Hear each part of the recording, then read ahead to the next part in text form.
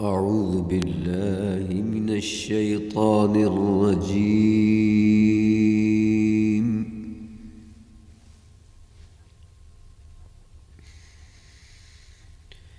بسم الله الرحمن الرحيم.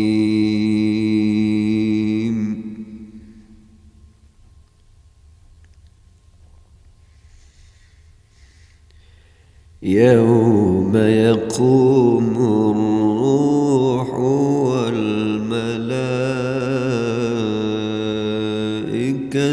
صفا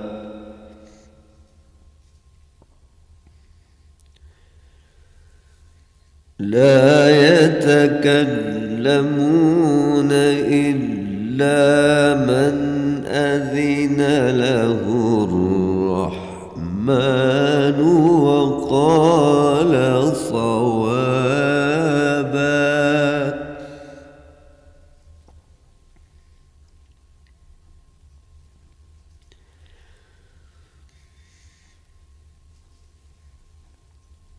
يوم يقوم الروح والملائكة صفا لا يتكلمون إلا من أذن له الرحمن وقال صوابا.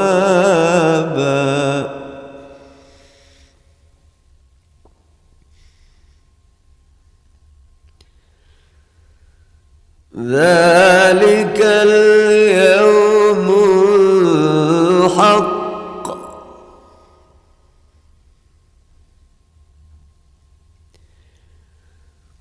ذلك اليوم الحق فمن شاء اتخذ إلى ربه مآبا.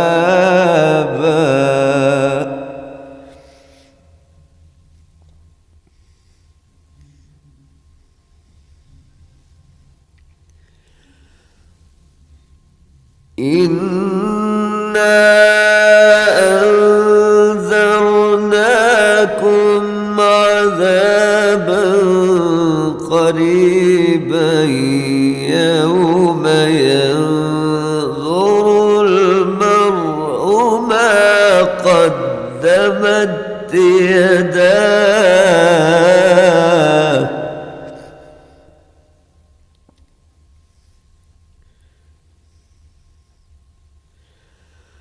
يوم ينظر المرء ما قدمت يداه ويقول الكافر يا ليتني كنت ترابا.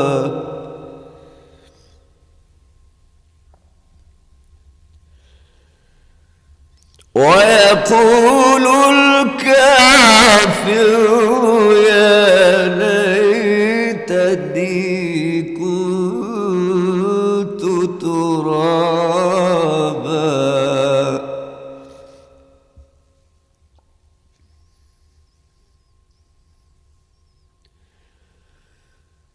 بسم الله الرحمن الرحيم.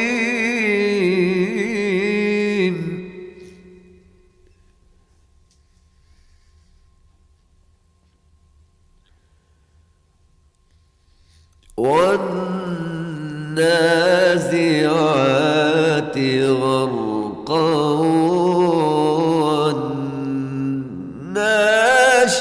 والناشطات نشطا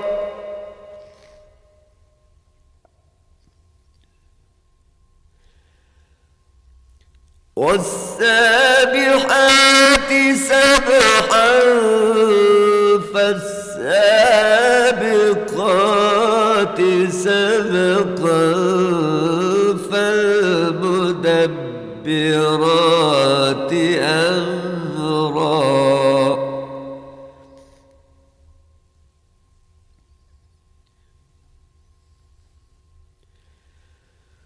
يوم ترجف الراجفة تتبعها الرادفة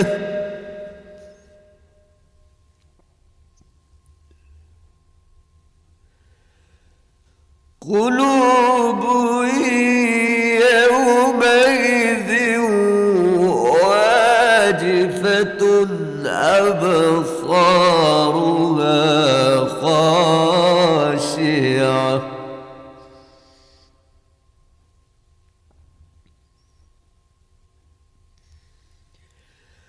يقولون أئنا لمردودون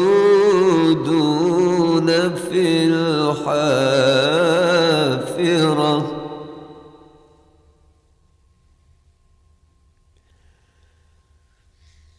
أإذا كنا عظاما نخرة قالوا تلك إذا كرة خاسرة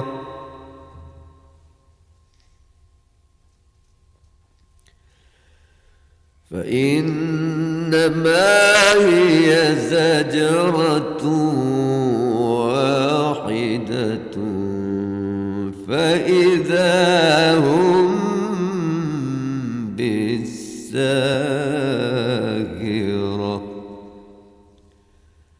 صدق الله العظيم۔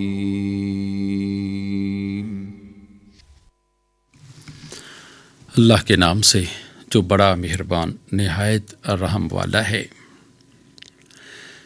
جس دن روح الامین اور فرشتے صف باندھ کر کھڑے ہوں گے تو کوئی بول نہ سکے گا مگر جس کو رحمان اجازت بخشے اور اس نے بات بھی درست کہی ہو۔ یہ دن برحق ہے، بس جو شخص چاہے اپنے پروردگار کے پاس ٹھکانہ بنا لے۔ ہم نے تم کو عذاب سے جو عنقریب آنے والا ہے آگاہ کر دیا ہے۔ جس دن ہر شخص ان اعمال کو جو اس نے آگے بھیجے ہوں گے دیکھ لے گا اور کافر کہے گا کہ اے کاش میں مٹی ہوتا۔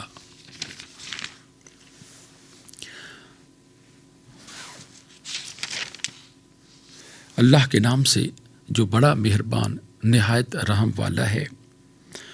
ان فرشتوں کی قسم جو ڈوب کر کھینچ لیتے ہیں اور ان کی جو آسانی سے کھول دیتے ہیں اور ان کی جو تیرتے پھرتے ہیں پھر لپک کر آگے بڑھتے ہیں، پھر دنیا کے کاموں کا انتظام کرتے ہیں کہ وہ دن آ کر رہے گا جس دن زمین کو بھونچال آئے گا، پھر اس کے پیچھے اور بھونچال آئے گا۔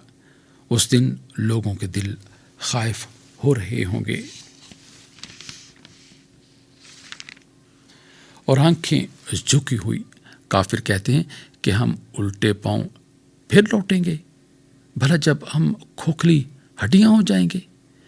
کہتے ہیں کہ یہ لوٹنا تو باعث نقصان ہے، وہ تو صرف ایک ڈانٹ ہوگی، اس وقت وہ سب میدان حشر میں آ جمع ہوں گے۔ وآخر دعوانا ان الحمد للہ رب العالمین۔ ابھی آپ 30ویں پارے میں سورہ نبا کی آیات 38 تا 40 اور سورہ نازیات کی آیات 1 تا 14 کی تلاوت اور ترجمہ سننے کی سعادت حاصل کر رہے تھے۔ تلاوت فرما رہے تھے قاری سید نوید قمر۔ ہدیہ درود و سلام بحضور نبی کریم صلی اللہ علیہ وآلہ وسلم۔ اللهم صل على محمد اللهم صل على محمد وعلى آله وصحبه وسلم اللهم صل على محمد اللهم صل على محمد وعلى آله وصحبه وسلم اللهم صل على محمد اللهم صل على محمد وعلى آله وصحبه وسلم اللهم صل على محمد اللهم صل على محمد وعلى آله وصحبه وسلم اللهم صل على محمد اللهم صل على محمد وعلى آله وصحبه وسلم اللهم صل على محمد اللهم صل على محمد وعلى آله وصحبه وسلم اللهم صل على محمد اللهم صل على محمد وعلى آله وصحبه وسلم اللهم صل على محمد اللهم صل على محمد وعلى آله وصحبه وسلم. ارشاد باری تعالیٰ ہے، جو شخص اللہ اور قیامت کے دن پر ایمان رکھتا ہے اس کو چاہیے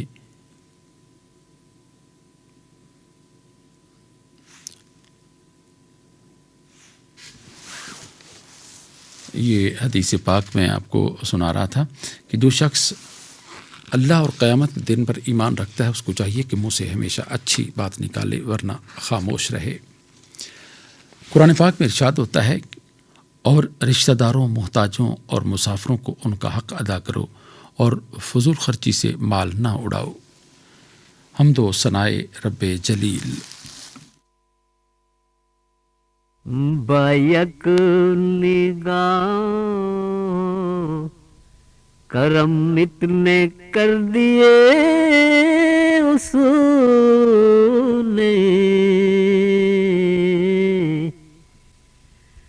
بیک نگاہ کرم اتنے کر دیے اس نے، تمام زخم میرے دل کے بھر دیے اس نے، عطا کیا مجھے وہ کچھ میں جس کا اہل نہ تھا، طلب سے بھی کہیں بڑھ کر ثمر دیے اس نے، بلندیاں میری پرواز کو عنایت کی، بلندیاں میری پرواز کو عنایت کی شکستہ پر تھا، مجھے بالوں پر دیے اس نے،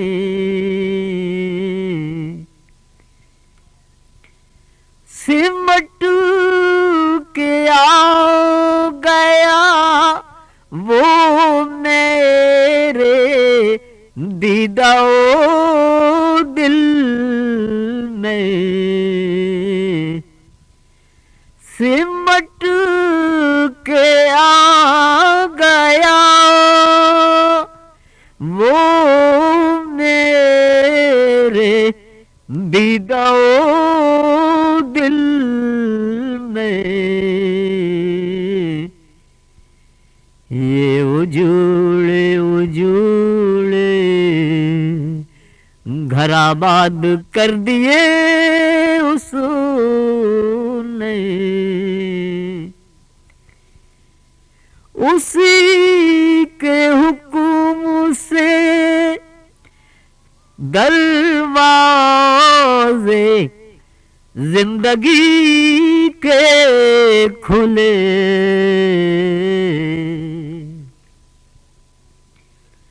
اسی کے حکم سے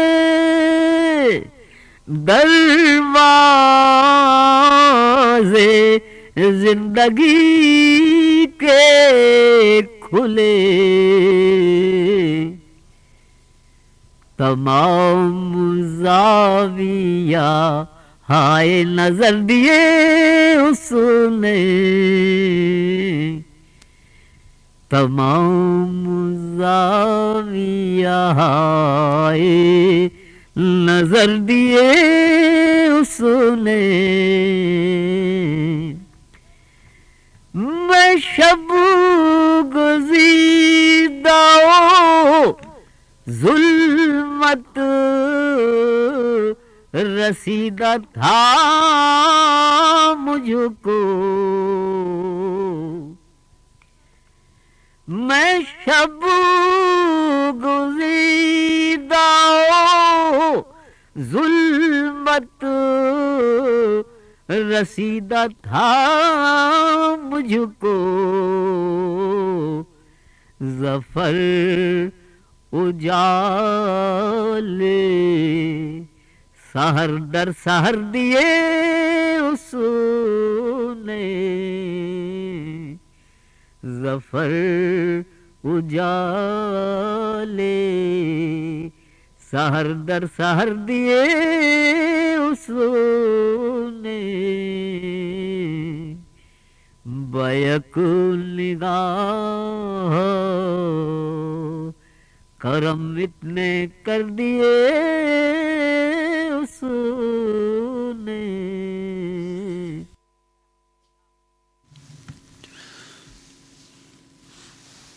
نذرانہ حمد پیش کر رہے تھے ظفر اکبر آبادی، اور یہ کلام بھی انہی کا تھا۔ آئیے تقاریر کے سلسلے درس حدیث میں ڈاکٹر عبد المالک کی گفتگو سنتے ہیں۔ نحمده ونصلي على رسوله الكريم، أما بعد فأعوذ بالله من الشيطان الرجيم، بسم الله الرحمن الرحيم، عن ابن عباس رضي الله عنهما قال قال رسول الله صلى الله عليه وسلم لأشج عبد القيس إن فيك خصلتين يحبهما الله الحلم والأناءة۔ حضرت ابن عباس رضی اللہ عنہما سے روایت ہے کہ رسول اللہ صلی اللہ علیہ وسلم نے اشج عبد القیس سے فرمایا، تمہارے اندر دو ایسی خوبیاں ہیں جو اللہ تعالیٰ کو بڑی محبوب ہیں، بردباری اور دور اندیشی یعنی مستقل مزاجی۔ حدیث کی وضاحت، فتح مکہ کے موقع پر جزیرہ عرب میں اسلام تیزی سے پھیلا، مدینہ منورہ کے گرد کے قبائل اور دیگر علاقوں سے وفود حضور صلی اللہ علیہ وسلم کی خدمت مبارک میں حاضر ہونا شروع ہوئے۔ بعض قبائل معاہدہ کرنے کے لیے اور بعض اسلام قبول کرنے اور مدینہ منورہ کی نئی ریاست کے ساتھ اپنے تعلقات استوار کرنے کے لیے کثرت کے ساتھ مدینہ منورہ آئے۔ 9 ہجری کو عام الوفود کہا جاتا ہے، یعنی وہ سال جس میں کثرت کے ساتھ وفود آئے۔ ان وفود میں عبد القیس قبیلے کا وفد بھی شامل تھا۔ اس قبیلے کے سردار کا نام اشج تھا۔ جب اس کا وفد مسجد نبوی کے قریب پہنچا تو تمام لوگ نبی کریم صلی اللہ علیہ وسلم سے ملاقات کرنے کے لیے دوڑے، لیکن اشج نے آرام و اطمینان کے ساتھ اپنے اونٹ کو باندھا، اپنے کپڑوں سے گرد و غبار کو دور کیا، اپنے بالوں کو درست کیا، پھر وقار کے ساتھ آپ صلی اللہ علیہ وسلم کی خدمت اقدس میں حاضری دی۔ اس موقع پر آپ صلی اللہ علیہ وسلم نے اس کے اس طرز عمل کی تعریف فرمائی۔ حدیث میں حلم کا لفظ استعمال ہوا ہے۔ حلم کہتے ہیں کہ انسان غصے اور جذبات پر قابو پائے، اور اگر کوئی اس کے ساتھ ناروا سلوک کرے تو فوراً طیش میں نہ آ جائے، بلکہ صبر اور اعلیٰ اخلاق کا مظاہرہ کرے۔ اناعتن کا مطلب ہے کہ انسان کوئی بھی کام کرتے وقت جلد بازی کا مظاہرہ نہ کرے، سوچ سمجھ کر اور دور اندیشی کے ساتھ کوئی فیصلہ کرے۔ بھاگ دوڑ اور جلد بازی میں بہت سارے کام مناسب طور پر سر انجام نہیں پاتے۔ الاناعت حمزہ کے فتح کے ساتھ بروزن نوات یا تعنی کا اسم ہے۔ اس کے متعدد معنی بیان کیے گئے ہیں۔ بعض کا کہنا ہے اس کے معنی ہیں الوقار والتثبت، بعض کا کہنا ہے اس کے معنی ہے الثبات فی الطاعات، بعض کا کہنا ہے کہ اس سے مراد جودت نظرہ فی العواقب۔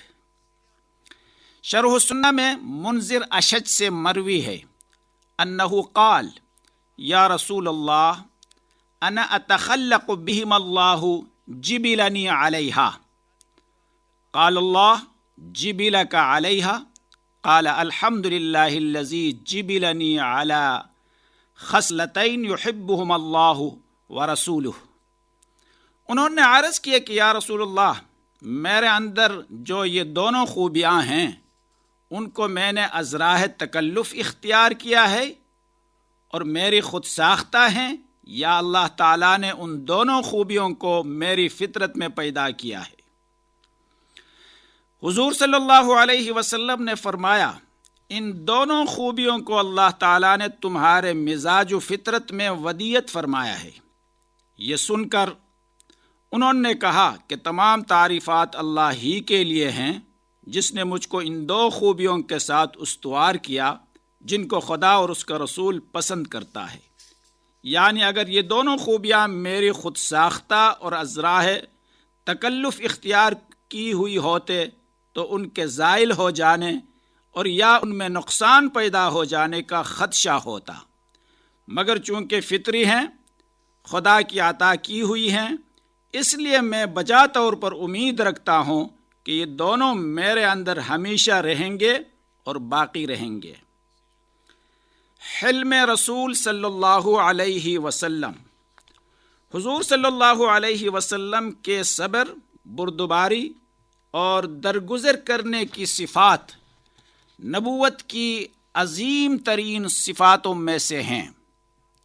حدیث پاک میں ہے کہ رسول اللہ صلی اللہ علیہ وسلم نے کبھی بھی اپنے ذاتی معاملہ اور مال و دولت کے سلسلے میں کسی سے انتقام نہیں لیا، مگر اس شخص سے جس نے اللہ تعالیٰ کی حلال کردہ چیز کو حرام قرار دیا، یا تو اسے کہ اللہ تعالیٰ ہی کے لیے بدلہ لیا۔ اور حضور کا سب سے زیادہ اشد و سخت صبر غزوہ احد میں تھا، کہ کفار نے آپ کے ساتھ جنگ و مقابلہ کیا اور آپ کو شدید ترین رنج و الم پہنچایا، مگر آپ نے ان پر نہ صرف صبر و عفو پر ہی اکتفا فرمایا بلکہ ان پر شفقت و رحمت فرماتے ہوئے ان کو اس ظلم و جہل میں معذور گردانا، اور فرمایا اللہ مہدی قومی فإنہم لا يعلمون، یعنی اے اللہ میری قوم کو راہ راست پر لا کیونکہ وہ جانتے نہیں۔ اللہ تعالیٰ تعلیمات نبوی پر عمل کی توفیق عطا فرمائے۔ وما علینا الا البلاغ۔ درس حدیث کے سلسلے میں گفتگو کر رہے تھے ڈاکٹر عبد المالک۔ ارشاد نبوی صلی اللہ علیہ وآلہ وسلم ہے، طاقتور وہ نہیں ہے جو اپنے مد مقابل کو پچھاڑ دے، بلکہ وہ ہے جو غصے کی حالت میں اپنے آپ پر قابو رکھے۔ نعت رسول مقبول صلی اللہ علیہ وآلہ وسلم۔ یہ نہ پوچھو مدینے سے کیا مل گیا، یہ نہ پوچھو مدینے سے کیا مل گیا، مصطفیٰ مل گئے پھر خدا مل گیا،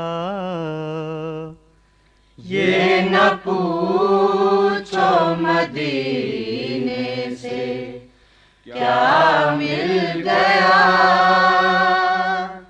یہ نہ پوچھو مدینے سے کیا مل گیا،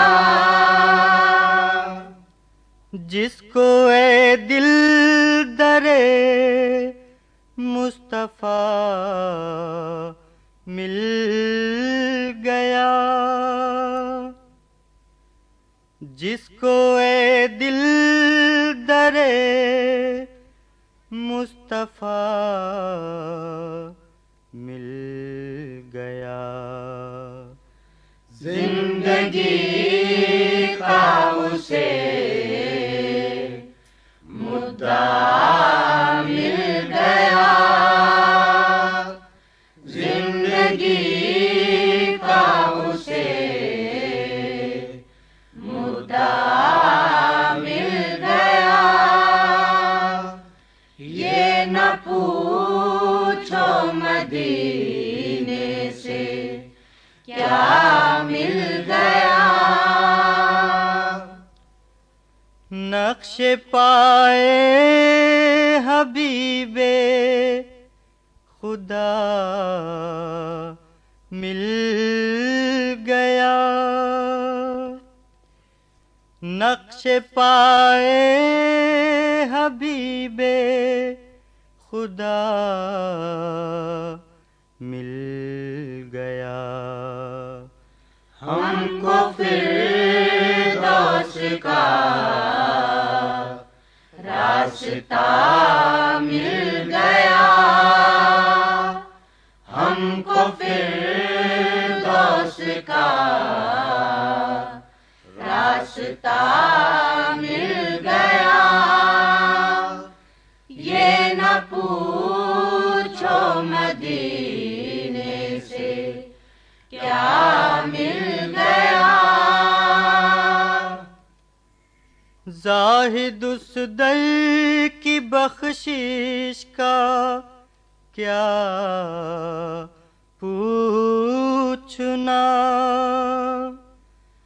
زاہد اس در کی بخشش کا کیا پوچھنا، جتنا مانگا تھا اس سے سوا مل گیا، جتنا مانگا تھا اس سے سوا مل گیا، یہ نہ پوچھو مدینے سے کیا مل گیا، مصطفیٰ مل گئے پھر خدا مل گیا. یہ نہ پوچھو مدینے سے کیا مل گیا.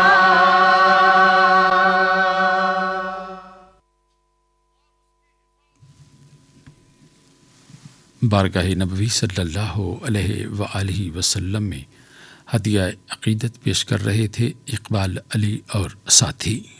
کلام تھا زاہد فتح پوری کا.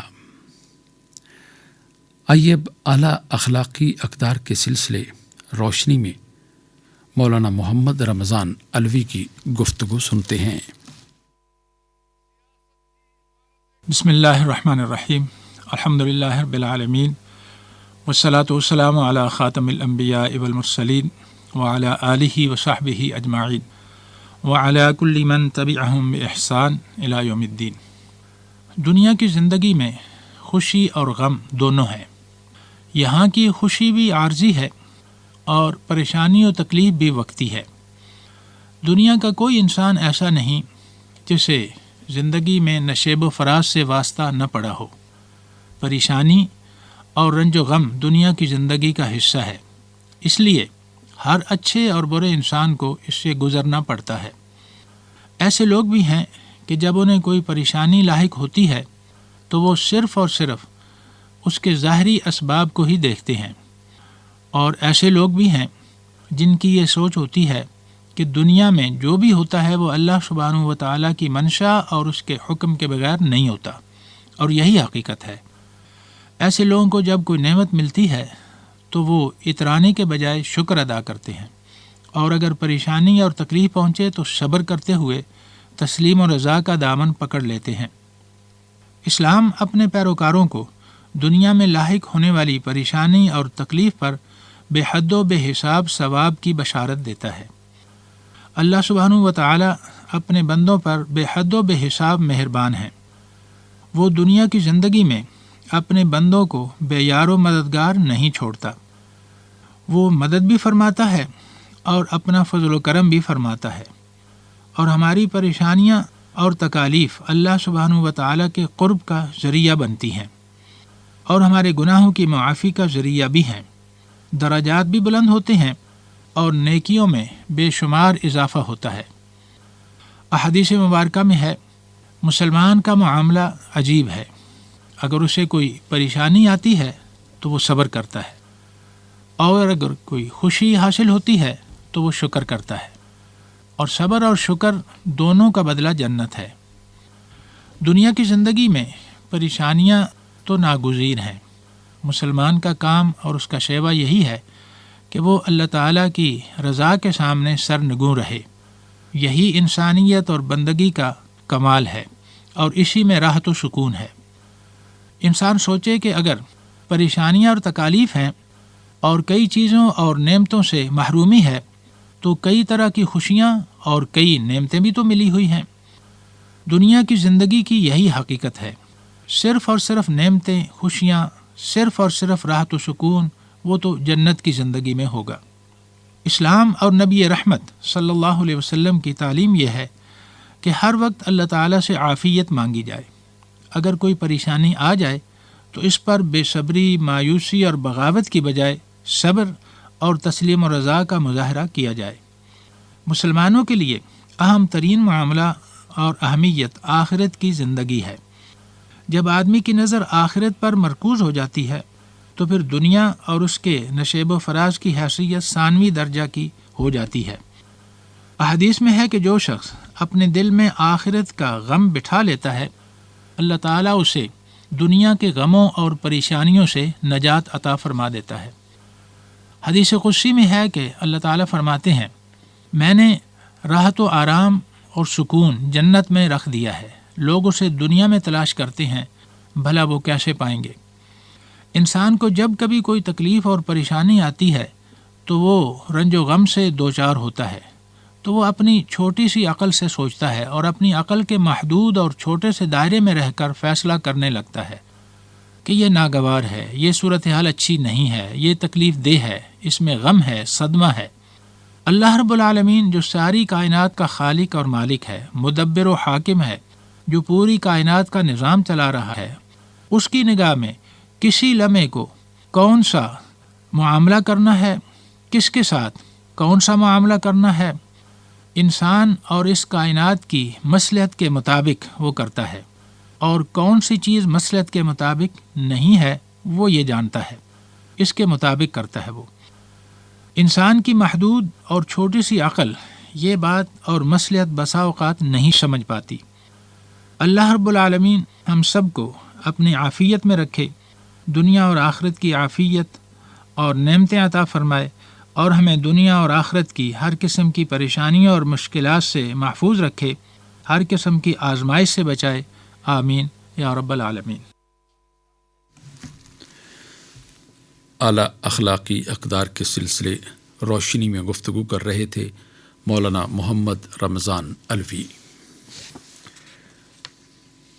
حضور نبی کریم صلی اللہ علیہ وآلہ وسلم نے ارشاد فرمایا، اگر تم کسی کو اپنا دوست بناؤ تو اس کے بارے میں کسی سے مت پوچھو، کیونکہ ہو سکتا ہے کہ وہ اس کا دشمن ہو اور تمہیں غلط بتا دے اور تم دونوں میں ناراضی ہو جائے۔ ارشاد نبوی صلی اللہ علیہ وآلہ وسلم ہے، مسلمان جمعے کی نماز کو ترک نہ کریں، ورنہ اللہ تعالیٰ ان کے دلوں پر مہر لگا دے گا اور وہ غافل ہو جائیں گے۔ ہدیہ عقیدت بحضور نبی کریم صلی اللہ علیہ وآلہ وسلم۔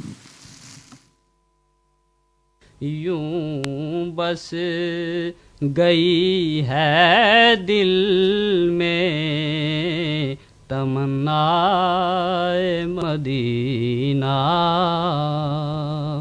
ہر سانس سے آتی ہے صدا، ہائے مدینہ،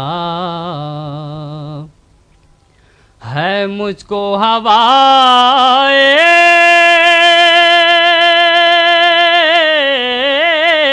چمن آرائے مدینہ،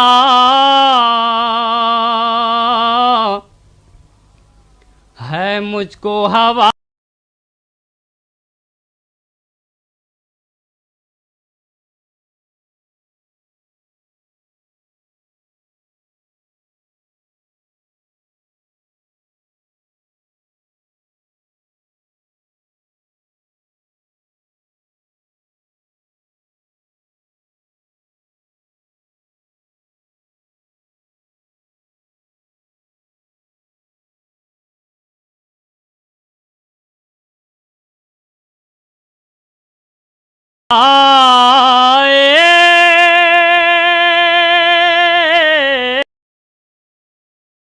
تار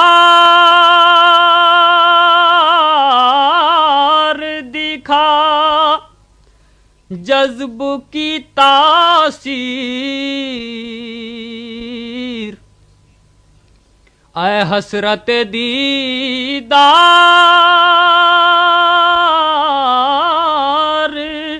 دکھا جذب کی تاثیر،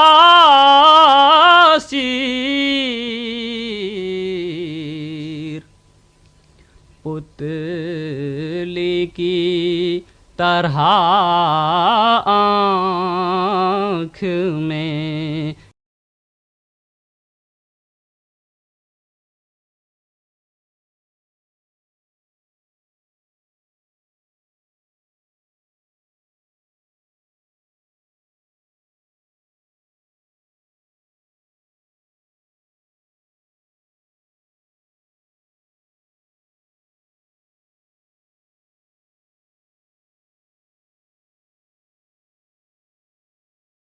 امیر آتے ہیں جھونکے جو ہوا کے، روضے سے امیر آتے ہیں جھونکے جو ہوا کے،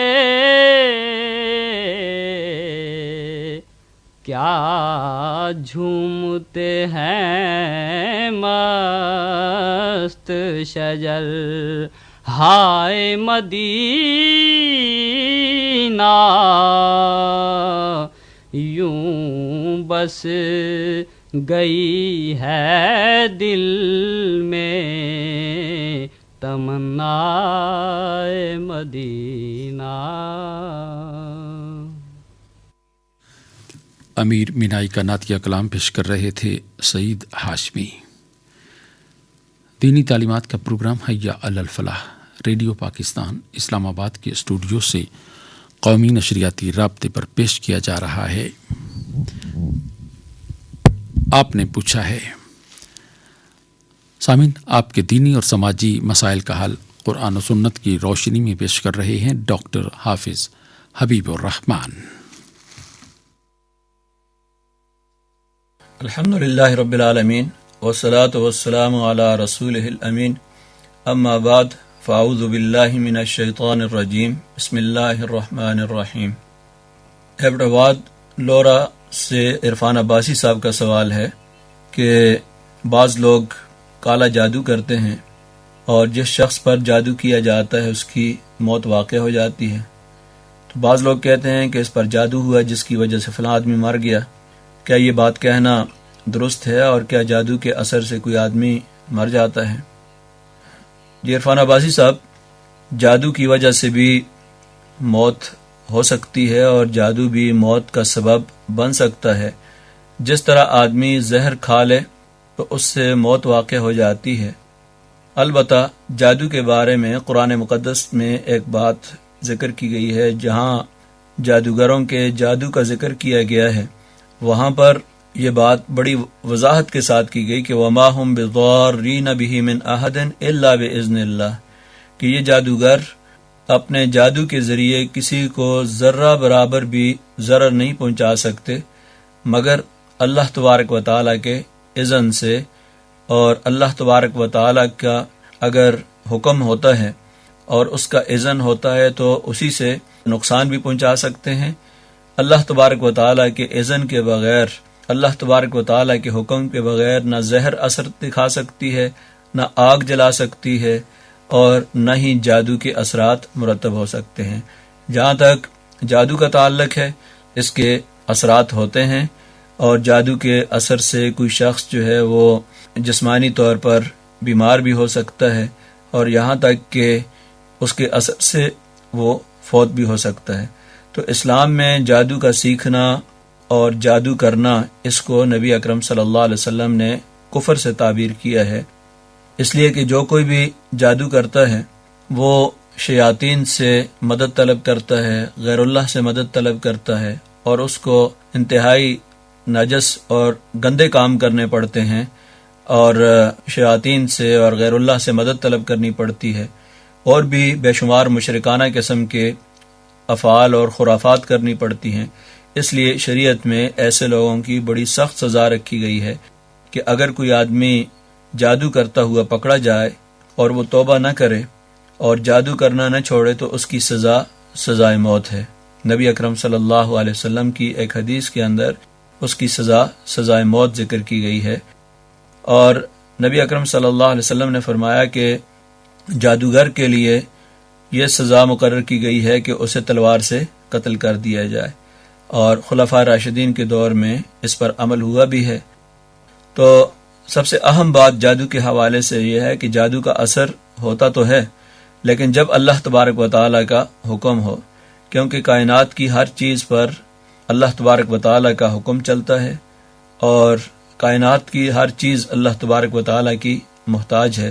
جس طرح میں نے ذکر کیا کہ ایک زہر بھی اپنا اثر اس وقت تک نہیں دکھا سکتی جب تک اللہ تبارک و تعالیٰ کا حکم نہ ہو، گو کہ زہر کا اپنا ایک اثر ہوتا ہے اور زہر کھانے سے آدمی مر سکتا ہے، لیکن اگر اللہ تبارک و تعالیٰ اسے موت نہ دینا چاہے تو زہر کوئی اثر نہیں دکھا سکتی۔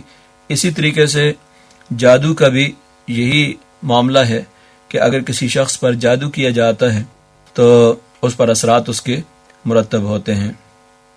اس کا بہترین علاج یہ ہے کہ اگر کسی شخص کو جادو کی وجہ سے کوئی خطرات کا سامنا ہو یا اس کے اثرات محسوس ہوتے ہوں تو ایسی صورت میں اسے چاہیے کہ سورہ البقرہ اپنے گھر کے اندر کثرت کے ساتھ سورہ البقرہ کی تلاوت کرے.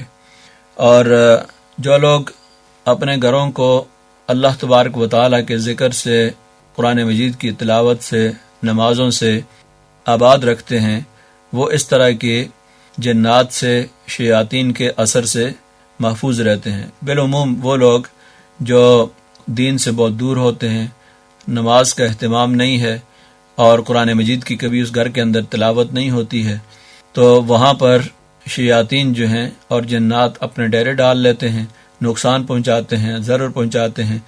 اور اس طریقے سے لوگ مختلف جاہل قسم کے عاملوں کے پاس بھی چلے جاتے ہیں جو ان کے ایمان اور دین پر ڈاکہ ڈالتے ہیں اور ان کو مزید گمراہ کرتے ہیں. پیسہ بھی ضائع ہوتا ہے اور اس کا فائدہ بھی نہیں ہوتا. ہاں کوئی ایسا شخص ہو جو قرآن و سنت کی روشنی میں، قرآن و سنت میں جو ماخوذ طریقہ بتایا گیا ہے اس کے مطابق کرتا ہے، خود بھی کرنا چاہیے. کوئی دوسرا آدمی جو صحیح العقیدہ ہو، عقیدے کے لحاظ سے صحیح عقیدے کا مالک ہو، تو ایسے شخص سے اس پر جو ہے وہ اس کے اثرات ختم کیے جا سکتے ہیں. لیکن اگر کوئی اس طرح کی صورتحال ہو تو ایسی صورت میں اس بات کا اہتمام کرنا چاہیے کہ آخری جو صورتیں ہیں، معوذتین ہے یا دوسری صورتیں ہیں، سورہ الفاتحہ، معوذتین اور باقی صورتیں جو ہیں ان کو کثرت کے ساتھ پڑھا جائے تو ایسی صورت میں ان چیزوں کے اثرات جو ہیں ان سے محفوظ رہتے ہیں اور ان کے لیے باقاعدہ وظائف ہیں، اوراد ہیں.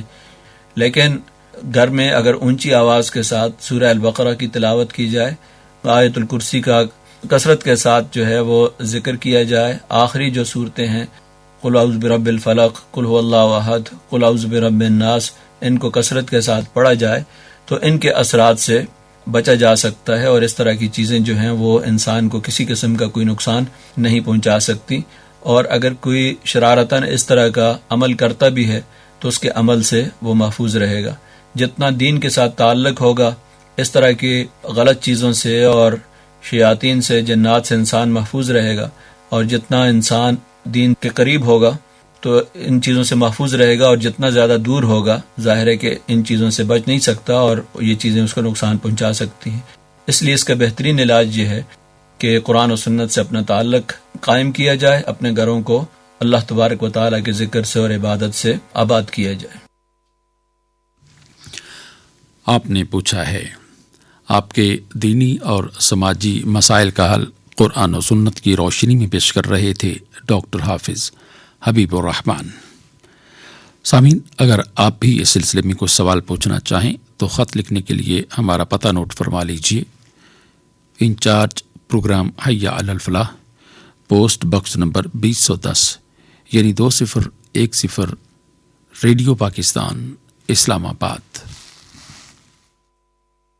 زمین کے فرش پر عرش الہی سے متیں آئے، بساط فقر لے کر مالک دنیا اڑی آئے.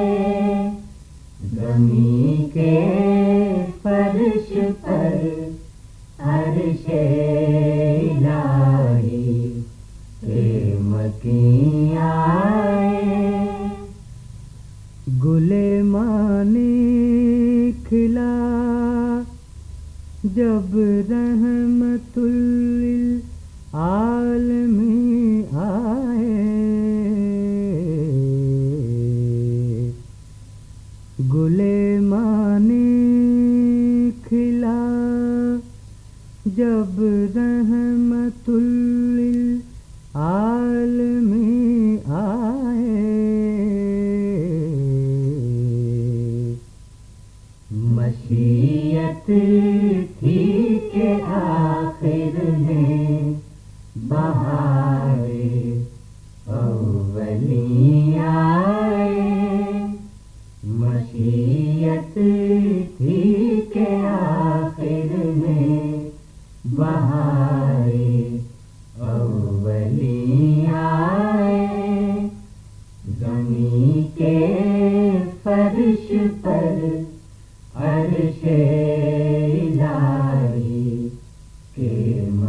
وہیں آئے، بڑھایا اور بھی سوزے محبت شان ہجرت نے، بڑھایا اور بھی سوزے محبت شان ہجرت نے،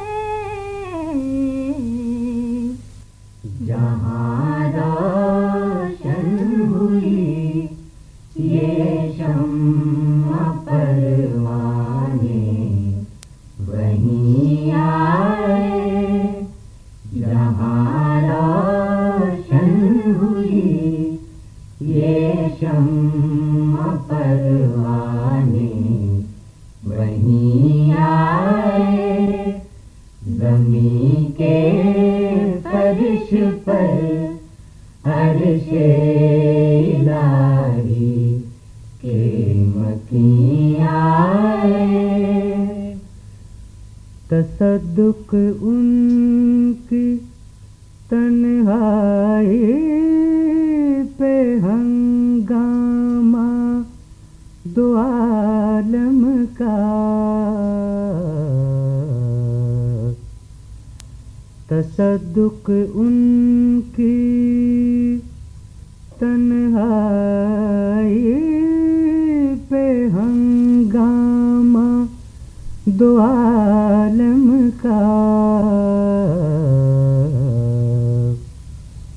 ہیرا کے غار کی قسمت کھلی، عزلت گزیں آئے، ہیرا کے غار کی قسمت کھلی، عزلت گزیں آئے، زمین کے فرش پر عرش الہی کے مکیں آئے۔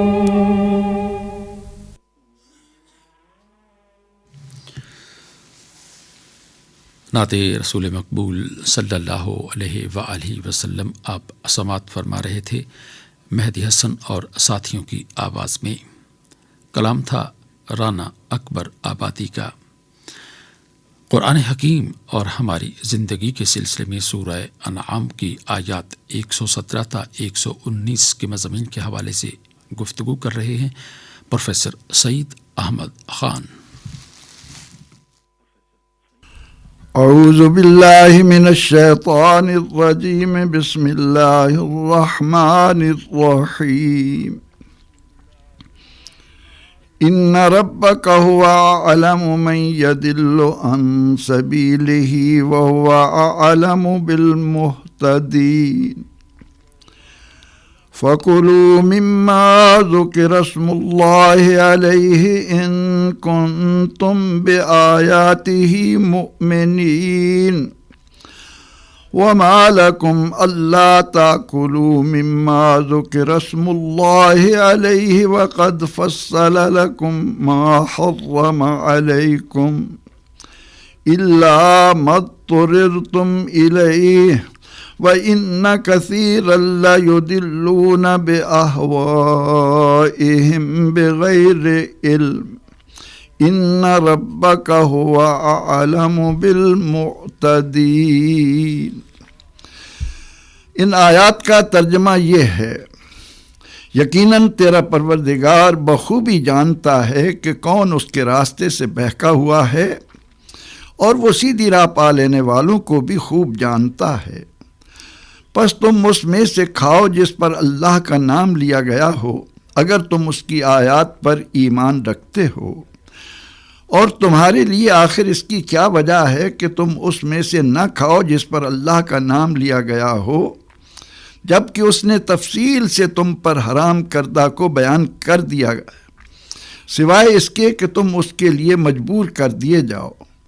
اور بلا شبہ لوگوں کی کثیر تعداد علم نہ ہونے کی بنا پر، محض اپنی خواہشات کی بنا پر لوگوں کو گمراہ کرتے رہتے ہیں۔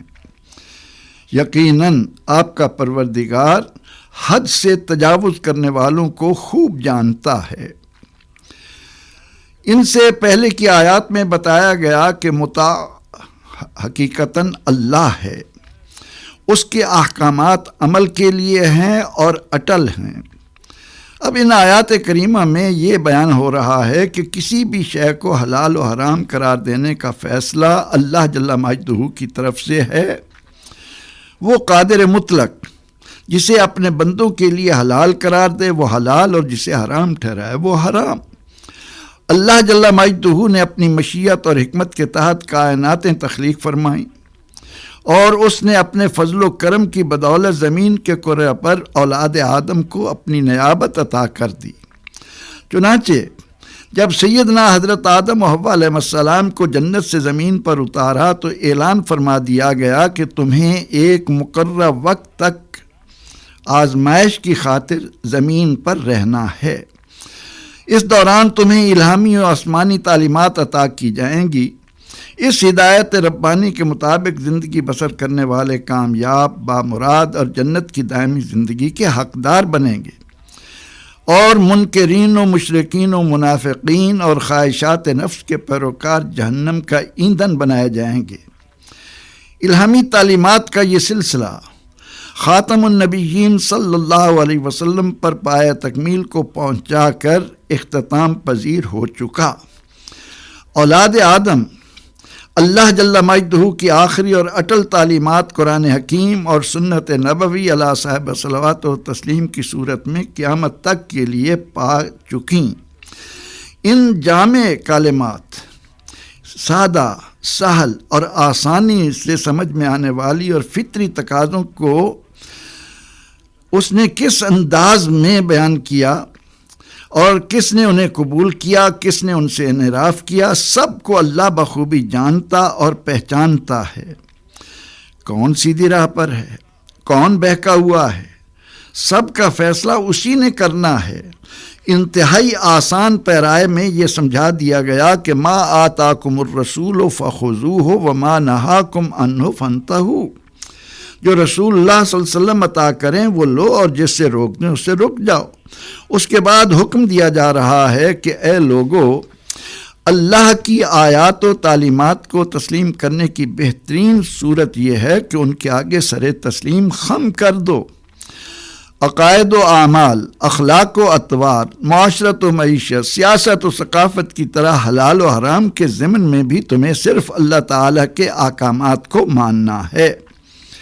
لہذا جن چیزوں اور جانوروں پر اللہ کا نام لیا گیا ہو انہیں حلال پاکیزہ جان کر کھاؤ۔ علماء نے بیان کیا کہ یہاں اس حکم کی ضرورت اس لیے پیش آئی کہ جب اہل ایمان نے جانوروں کے ذبیحہ کے متعلق اللہ تعالیٰ کے احکامات پر عمل کیا تو مشرکین کو یہ عجیب لگا۔ وہ اعتراض کے طور پر مسلمانوں سے کہتے کہ تم اپنا قتل کیا ہوا جانور تو کھاتے ہو، اور جو اللہ کا مارا ہوا ہو یعنی خود مر جانے والا اسے نہیں کھاتے، اسے حرام سمجھتے ہو۔ اس آیہ مبارکہ کے ذریعے واضح کر دیا گیا کہ اہل ایمان صرف اس حلال جانور کا گوشت کھائیں گے جس کو ذبح کرتے وقت اس پر اللہ کا نام لیا جائے گا۔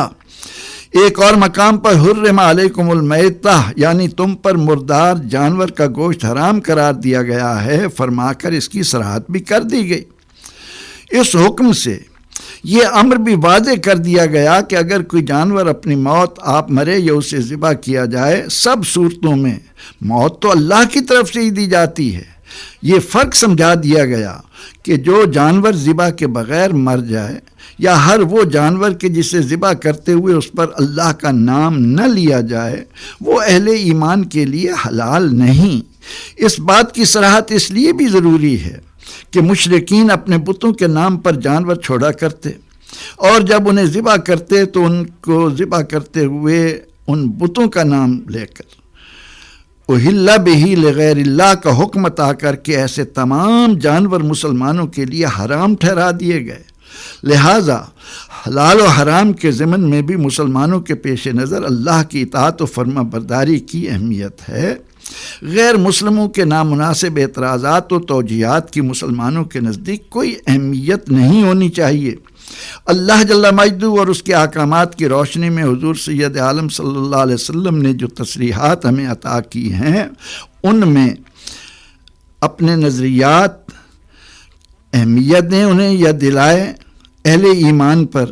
اللہ نے ان آیات کریمہ کے ذریعے واضح فرما دیا کہ اللہ کے نام پر ذبیحے کو کھاؤ اور حرام کے ضمن میں تفصیلی احکامات کو مد نظر رکھو۔ ہاں اگر کبھی کوئی ایسی صورت پیش آئے کہ زندگی بچانے کی خاطر اضطراری کیفیت ہو تو اس وقت انتہائی مناسب مقدار میں حرام کردہ کو بھی کھا کر اپنی جان بچا لو۔ گمراہ کن پیغنڈوں سے اپنے آپ کو دور رکھو۔ تمہیں معاشرے میں کتنے ہی ایسے لوگ ملیں گے جو طرح طرح کے فلسفوں کی بدولت تمہیں حلال و حرام سے متعلق گمراہ کن نظریات لائیں گے، گمراہ کرنے کی کوشش کریں گے۔ اپنے آپ کو ان کے مکر و فریب سے دور رکھو۔ اللہ جل مجدہ ایسے سرکشوں اور گمراہوں کو خوب جانتا ہے۔ اللہ جل مجدہ کے ساتھ مضبوط تعلق ہی مومن کے ایمان کی علامت ہے۔ پروردگار عالمین ہمیں اپنے فضل و کرم کی بدولت ایمان کی حلاوت عطا فرما، آمین یا رب العالمین۔ وآخر دعوانا ان الحمد للہ رب العالمین۔ قرآن حکیم اور ہماری زندگی کے سلسلے میں سورہ انعام کی آیات 117 تا 119 کے مضامین کے حوالے سے گفتگو کر رہے تھے پروفیسر سعید احمد خان۔ ہدیہ درود و سلام بحضور نبی کریم صلی اللہ علیہ وآلہ وسلم۔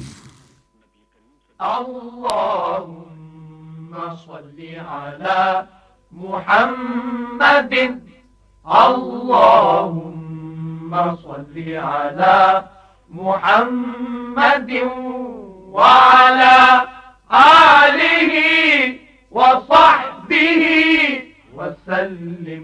اللہم صلی علی محمد، اللہم صلی علی محمد وعلی آلہ وصحبہ وسلم۔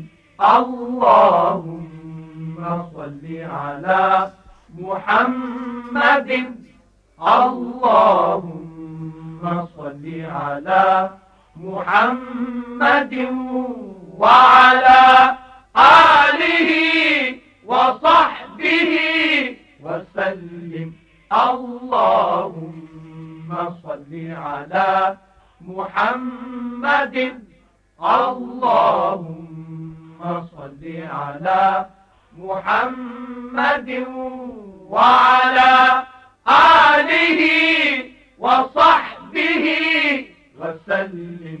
اللہم صلی علی محمد، اللہم صلی علی محمد وعلی آلہ وصحبہ وسلم۔ اللہم صلی علی محمد، اللہم صلی علی محمد وعلی آلہ وصحبہ وسلم۔ حضور نبی کریم صلی اللہ علیہ وآلہ وسلم کی بارگاہ اقدس میں ہدیہ درود و سلام پیش کیا گیا۔ آئیے اب پروگرام کے ان اختتامی لمحات میں اللہ تعالیٰ کے حضور دعا کے لیے ہاتھ پھیلائیں۔ الحمد للہ رب العالمین، اللہم صلی علی محمد وعلی آل محمد كما صلیت علی ابراہیم وعلی آل ابراہیم انک حمید مجید۔ اللہم بارک علی محمد وعلی آل محمد كما بارکت علی ابراہیم وعلی آل ابراہیم انک حمید مجید۔ اے اللہ، ہمارے ملک پاکستان کو اور پورے عالم اسلام کو اتحاد اور اتفاق کی برکت سے نواز دے۔ اے اللہ، ہمارے ملک میں بھی تمام مسلمانوں کو یہ توفیق دے دے کہ وہ اتحاد اور اتفاق کے ساتھ رہیں، کوئی کسی کو دکھ نہ پہنچائے، کوئی کسی کو تکلیف نہ دے۔ اے اللہ، ان کے تمام اعمال میں برکت عطا فرما دے، کہ جو بھی وہ عمل کرتے ہیں، جو بھی وہ تجارت کر رہے ہیں، کاروبار کر رہے ہیں، ملازمتوں میں ہیں، جہاں پر بھی ہیں، اللہ ان کے تمام کاموں برکت عطا فرما دے، رزق کی فراوانی عطا کر دے۔ اے اللہ تیرے ہاتھ میں خزانے ہیں، تمام آسمانوں اور زمینوں کے خزانے تیرے ہاتھ میں ہیں، تو ہی عطا کر سکتا ہے، تو ہی دے سکتا ہے، ہم تیرے در پر ہی التجا کر رہے ہیں، تو ہی سے مانگ رہے ہیں۔ اے اللہ ہمارے ملک میں، ہمارے اس ملک محبوب ملک پاکستان میں اس قسم کی فراوانی اور ہر طرح کی آسانی عطا فرما دے۔ اے اللہ جو مصیبت میں ہیں، مشکلات میں ہیں، ان کو ان مصائب اور مشکلات سے نجات دلا دے۔ ربنا آتنا فی الدنیا حسنہ وفی الآخرۃ حسنہ وقنا عذاب النار، آمین ثم آمین۔